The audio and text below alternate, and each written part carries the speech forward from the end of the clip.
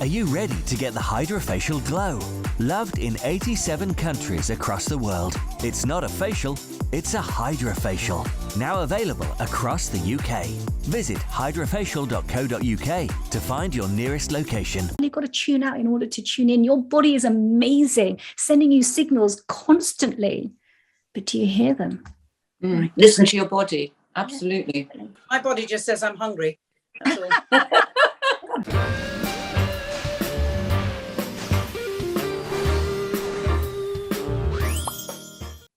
Hi guys. Hey. Lovely to see you all. Who's the stranger? Ooh. The stranger. Well, she's not stranger. I mean, well, she is stranger than you, Harriet. I mean, most of us are these days, actually, because you've become so normal. Really? But it is the lovely Jane Gordon, who was here with us a couple of weeks ago as a guest, and now she's come on as a panelist because you and Sherry again are not in the same show. What's happening? Nothing to do with me at all. I Mystery. Bit weird. Anyway, Jane, welcome back. And we'd love to have you as a panelist because we thought you were so much fun. And we've got a guest, actually. Our guest today, we thought would be very apt because your book is How Not to Get Old. How do you feel today? Are you feeling younger? I feel 25. You look great.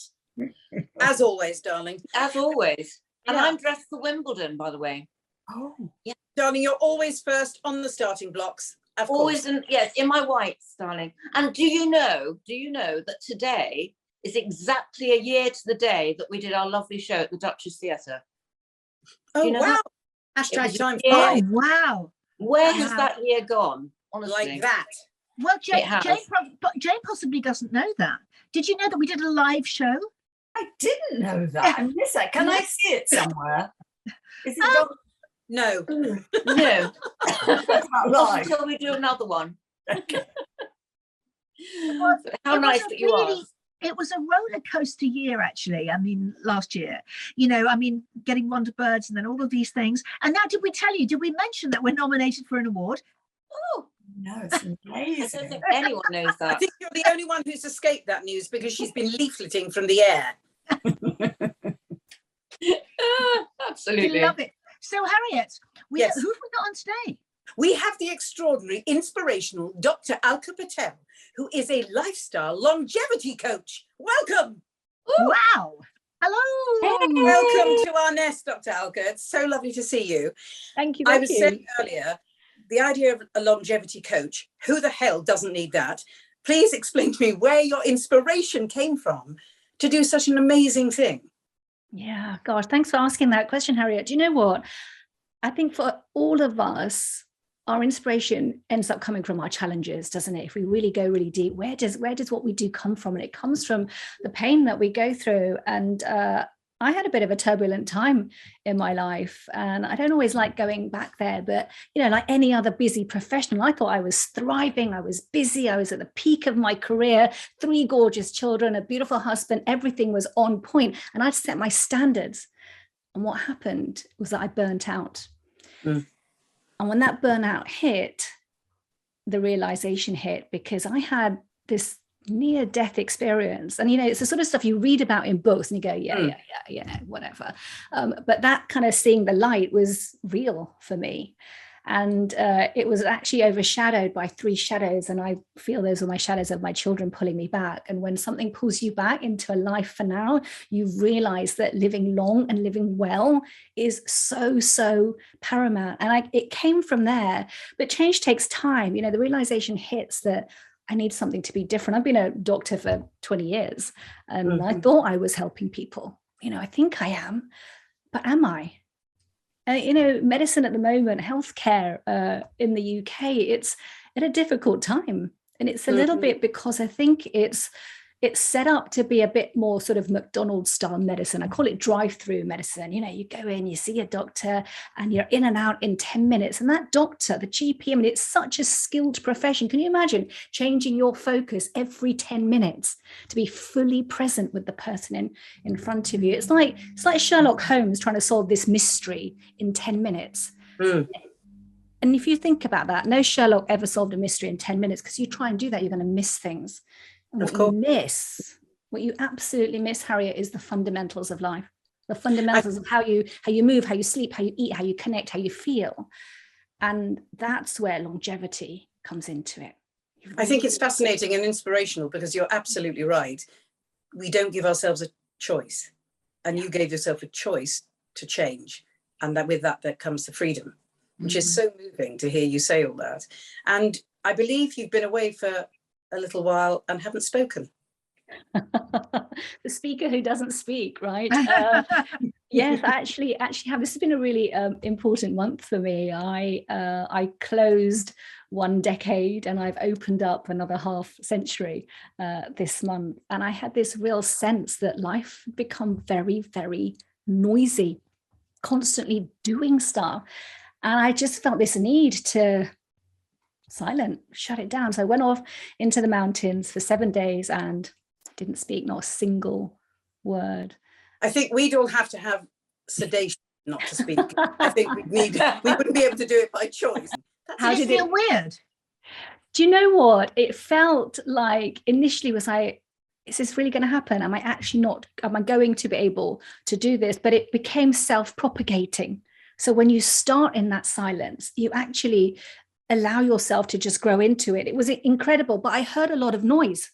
I heard the sounds of, nature and donkeys and leaves and the breeze. And I heard like my roommate in here, we've always got some company, right? And I wanted to hear what she had to say. Because when were you alone when you did I was alone, and I had a guide with me, so I didn't have to worry about getting lost or have any other external fears about what I was going to eat or anything like that. So it was a sort of one-to-one, just me and a silent guide. Yeah, and we didn't speak. If I needed to communicate, I would write. So we didn't speak at all. Incredible. It sounds amazing. I remember actually doing a retreat, and we did speak, but not a lot throughout the week. It was in New York. And I remember coming out of York University where the retreat was being held, and hearing somebody with a Coca-Cola bottle, or a tin, going, and it was so loud. I thought, because your ear is trained, as you said, you can absorb things and you can hear things, and it gives you that peace. And I think we'd probably, all of us talk a lot, us lot, but I mean, I think we don't listen enough, actually. I think listening is really important. I agree. And I think that Jane, you've been doing her Alka's quiz. Yes, I've been on your website, which is very impressive, and I've done what you call your LQ, your lifestyle quotient test, which is like an IQ, where you get a score and you're either stupid or you're very clever. And I just wanted to talk to you about my score and what it says about my lifestyle. I scored, and I was being a bit generous to myself, I have to say. I think it's out of 200, I scored 147. Now, what would you say about that? Or can you not? No, the first thing I would say is you have got every possibility of scoring right up there. What, 200? Yeah. Absolutely, because this is about what Harry was saying is it's choice, isn't it? So those elements in the LQ test that I put together, those 10 elements, are really all about the fundamentals of having a transformative lifestyle change. That's what I love doing, and we all want that, don't we? We're all wanting to grow and evolve. So which was your area? Which was your big rock? What was my downfall? I think sleep is a thing, because I've done this thing on aging, and I think that, everyone's emphasizes sleep, which you do in this, and I know it's good. But don't you think that the problem with sleep is the more you worry about it, the more difficult it becomes, the more you become sort of anxious about it? And I just, that's something I'd quite like to have an interesting philosophy on sleep. Yeah, well, first of all, it's prioritizing it, because actually we self-sabotage all the time. I'll just watch one more episode of Netflix, or one more scroll on my phone, or just that final email, and we self-sabotage all the time, and then we carry all those thoughts of the day into the night as well. So give yourself the space to think in the day.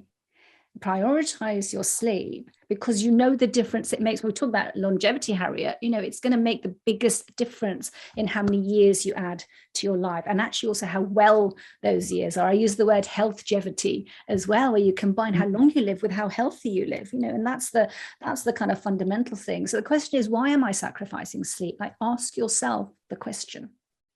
Which actually brings me to the point of work lifestyle balance, which is that everyone's talking about now. You know, we've got to achieve work. But what is that? I mean, you know, when we've got a, you know, job we've got to do, some people have got their own companies, and some people have got a job 9 to 5 and they have to work 5 days a week. So how is it, what would you advise? I mean, how do you sort of advise people to actually approach that? Because I think, as you said, you know, you can get burnout from anything you do, you know. Well, I was just wondering whether they're working from home is another aspect to this, you know, because that's happening more and more for people. And actually that, in a way, it should be stress-free, but I wonder if it isn't more stressful working from home.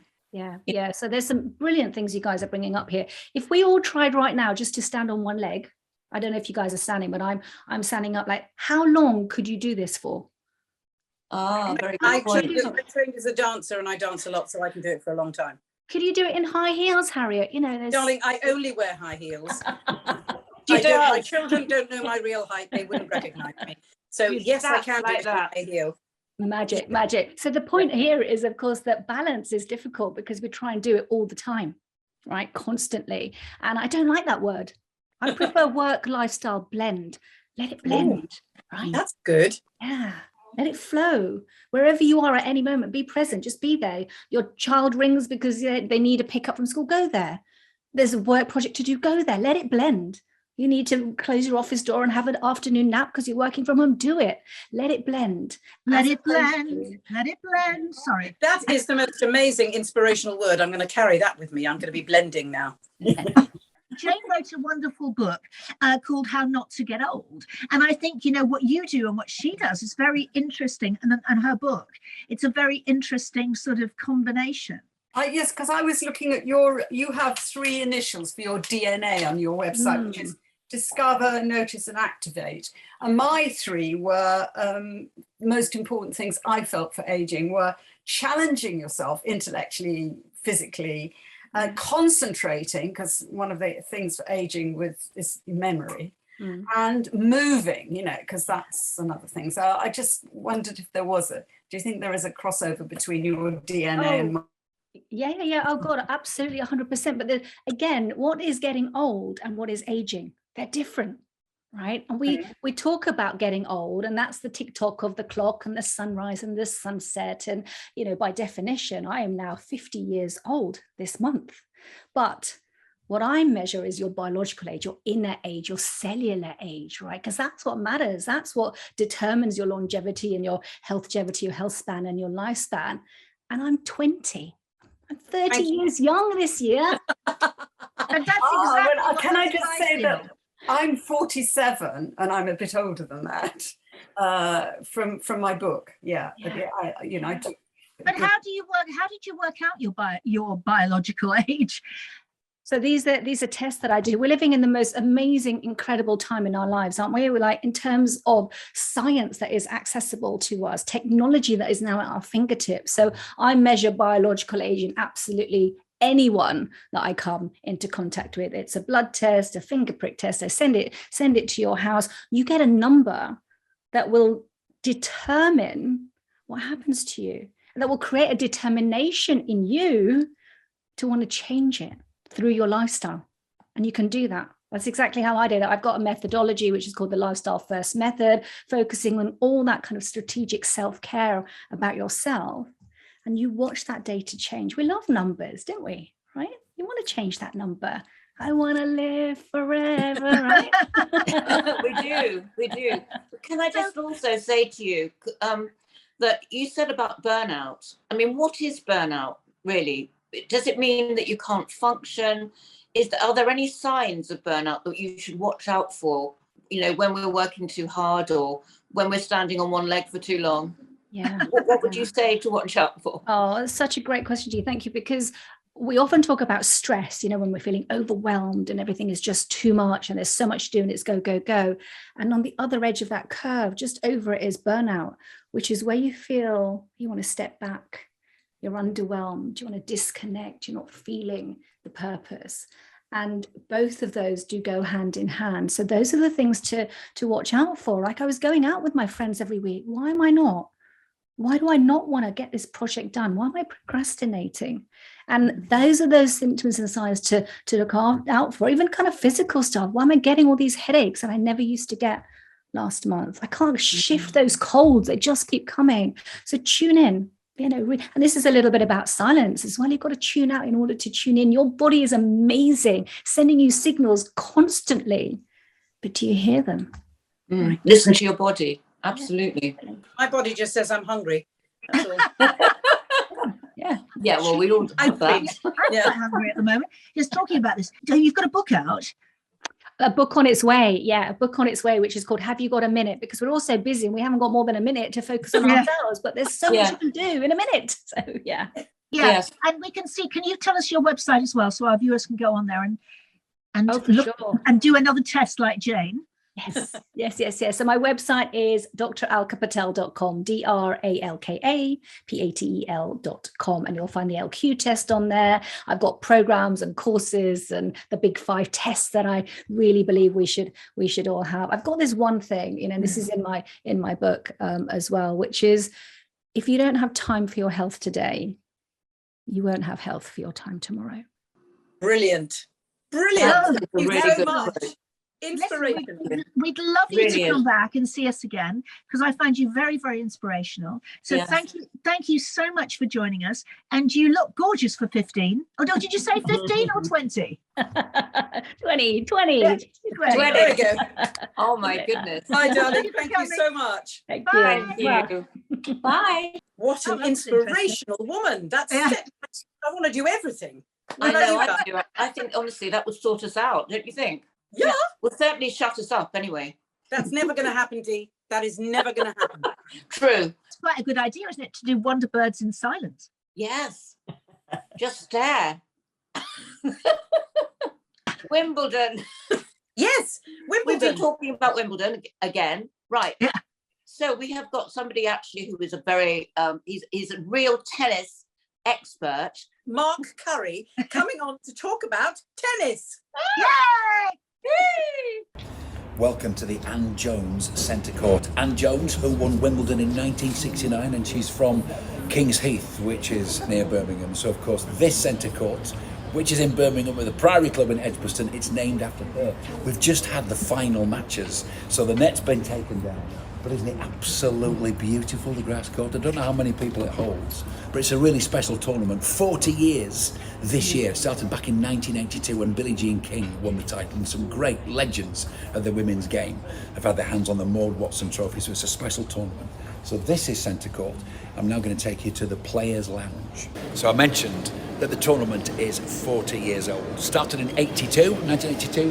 First champion, the great Billie Jean King, who was convinced to come and play here towards the end of her career because she wanted some practice on grass. And it was Anne Jones who said, come on, Billie, come and play here and it'd be great for Wimbledon. So she won in 82, she won again in 83. Then Pam Shriver won it 3 times. Then the great Martina Navratilova came along and she played.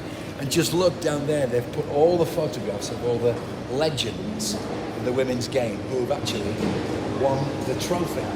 And if you just come here, you can have a close-up of the trophy. We can't actually show you the real thing, but this is Ash Barty, who won in 2019, which is holding the Maud Watson Trophy, which was the first ladies singles trophy at Wimbledon back in 1884.